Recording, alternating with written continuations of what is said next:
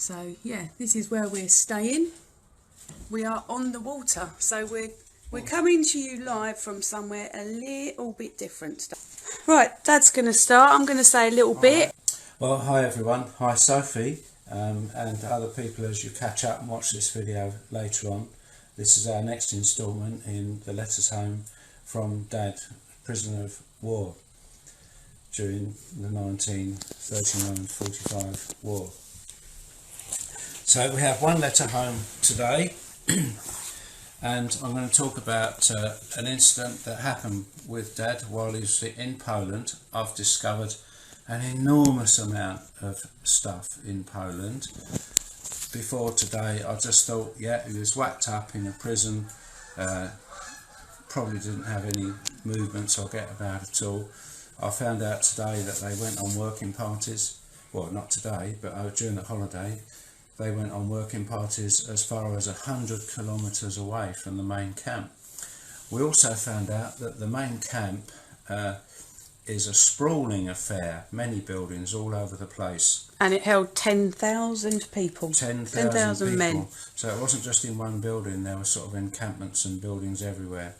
Now, yesterday we went live from the memorial, and we discovered yesterday that that memorial was actually built on land that comprised one of the buildings that Dad was in. In fact, I think that building was made of bricks and concrete from it. So amazing really to find out that Dad had not freedom exactly, because he was under guard everywhere he went, but to know that he could get up at 3:30 in the morning and milk cows. That's how he learnt to be such a successful businessman later on, by getting up early. Anyway, we have a letter home today from Dad to Mum, and this one's dated the 20th of February 1944.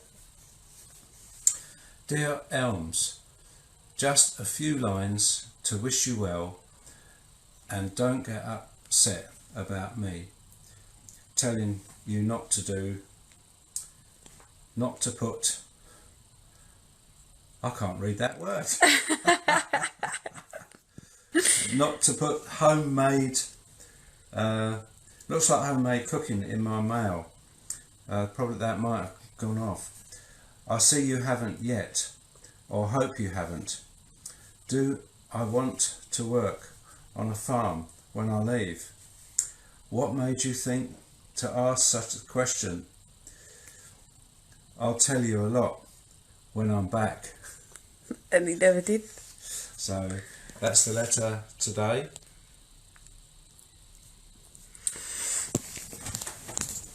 An interesting story that got back through the family to me in much later years about Dad's time in Poland was the fact that he met a Jewish girl and he grew very fond of her.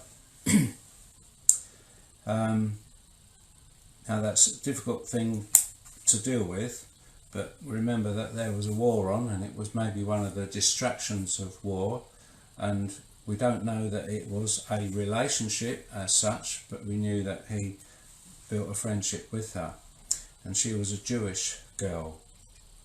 Now we know that Jews were taken from Poland to the death camps. So I can imagine that Dad probably went on a working party one day to where he would maybe regularly meet this young lady, and she wasn't there, and neither was all her family.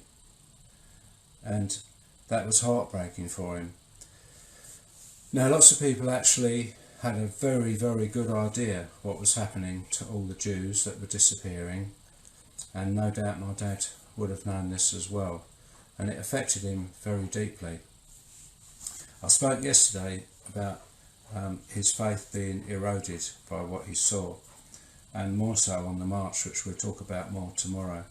But this is something that really hit home, that such evil would be going on in the world. He hated fighting, he hated war, and to see this happen under his nose must have been devastating. I think Joe's going to say a little bit more now, because perhaps it's appropriate to talk about our visit the other day to Birkenau, Auschwitz.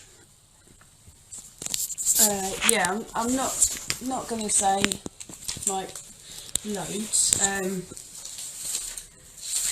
but I think like I wanted to jot down, like was when Dad was doing a drive the other day, I wanted to jot down quite a few thoughts and that were going in my head, because I think it's important to remember how I felt as we was going round there. One thing I know I will never forget without journaling it was when we arrived at Birkenau. We arrived in a taxi, and you see the train tracks that used to carry the carriages in, and then you go through a gateway, which from outside, you know, it doesn't actually look that big. But as soon as I went through the gates of Birkenau, the expanse of that place just hit me really hard, and I just had to cry, because I didn't have any other, I didn't know what else to do. When you think like how many people could have been squeezed into that huge space, it was quite horrific. Yeah, we walked around, the majority of it was a bit rushed because we only had about 2.5 hours in there. And then once you've seen like some of the men's huts and the ladies' huts, another thing that broke my heart, obviously being a mum, was the ladies' huts. And you see where the women and kids were held, and just you know, you have a ladder going up to a bunk bed, but it's not like a straight nice ladder. It's just like they've just slung loads of bits of wood together. They're all crooked and rickety, and like no care was put into putting the place together at all. And like, you know, having little Emmy at home, you know, every little kid don't really like the dark, but some of the bunks, even in the middle of the daytime, when it was a, you know, beautiful sunny day, were pitch black. It was awful. And then when you actually go around the Auschwitz, you see rooms just full of hair, shaving brushes, combs, again something that like made me cry again, kiddies' shoes. And I've gone through my life and I've seen photos of these like in history books, etc. And yeah, you just think, oh, it's okay, I'll be all right when I get there, because I've seen it all in the books and that anyway. But actually, when you're there and you can see how big these rooms are and how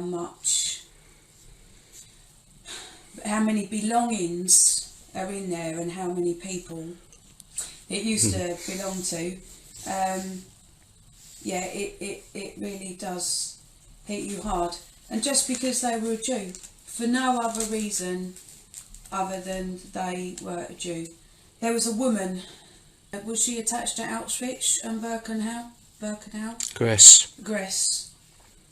She was a horrific lady. I often thought it was just German guards, like they'd been males.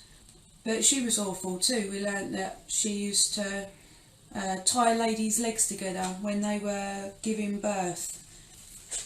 And some of the babies that the ladies gave birth to were literally just drowned at birth.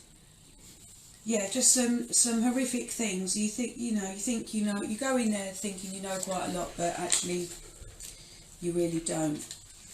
So yeah, how much of this people outside the camp must have known, we don't know.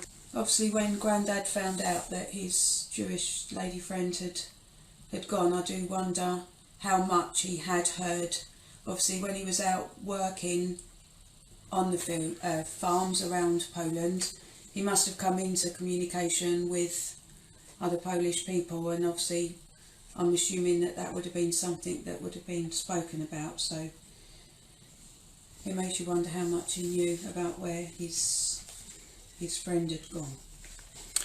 We have some pictures. Joe spoke earlier of the children's quarters and the bunks, and a heartbreaking photo is one of the children's paintings in the children's quarters, and they've done those.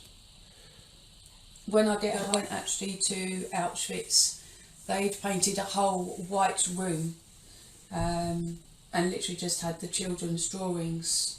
Yeah, that was powerful. Just a line around the middle. Yeah.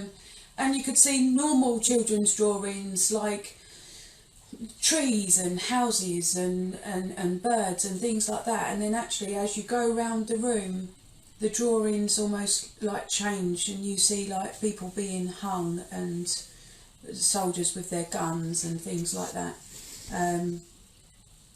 Yeah, quite a sad place to go to. I think what affected me most was the enormity of it. Yeah.